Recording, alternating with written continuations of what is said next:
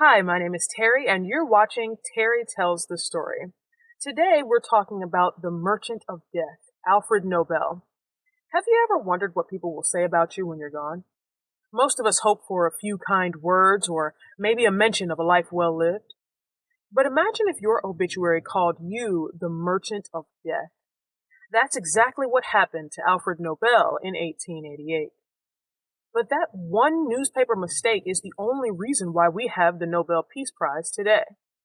Alfred Nobel wasn't born into peace. He was a chemist, an engineer, and an inventor who became obsessed with one thing: destruction. For years, he experimented with nitroglycerin, a substance so unstable it killed his brother Emil in a laboratory explosion. Many people would have stopped there.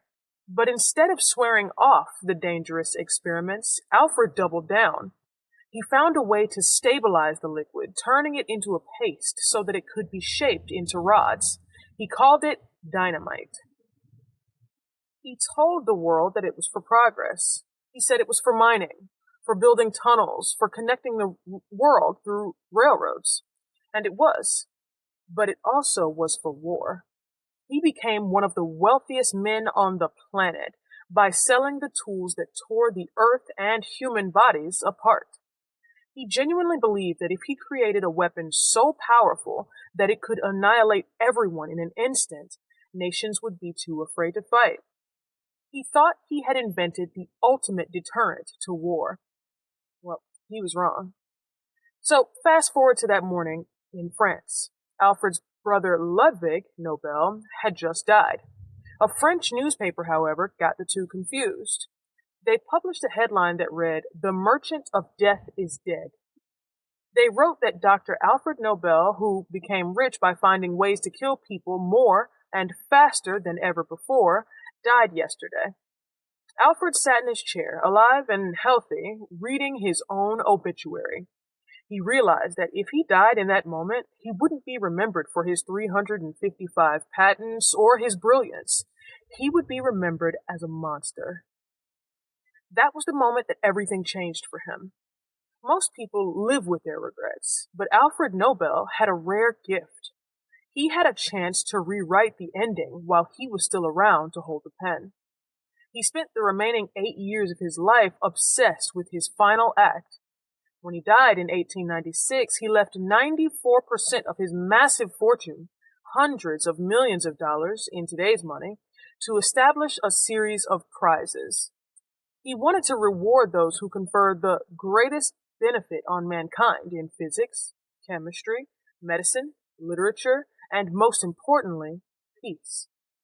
His family was furious. They tried to contest the will. The King of Sweden even spoke out against him, saying that it was unpatriotic to give Swedish money to foreigners just because they were smart or peaceful. But Alfred's regret was stronger than their greed. Today, the Nobel name is synonymous with the highest honor a human being can achieve. We think of Dr. Martin Luther King, Mother Teresa, and Albert Einstein. We think of the greatest minds and the softest hearts. But we have almost entirely forgotten the smoke, the blood, and the dynamite that paid for every single one of those medals. Alfred Nobel successfully bought a new reputation. He traded the title of the Merchant of Death for the title of the Guardian of Progress. So, the Spanish I'm going to be teaching you today is arrepentimiento. Arrepentimiento. Arrepentimiento. And what that means is regret. Because history isn't just a list of dates. It's a series of choices made by those who were often terrified of how they would be remembered. If you like this video, you learned something new, drop a like down below. If you have a specific topic that you'd like to see me cover, drop me a comment. And if you'd like to support this work that I do, there'll be a link to the Cashapp in the description box below. We'll see you next time.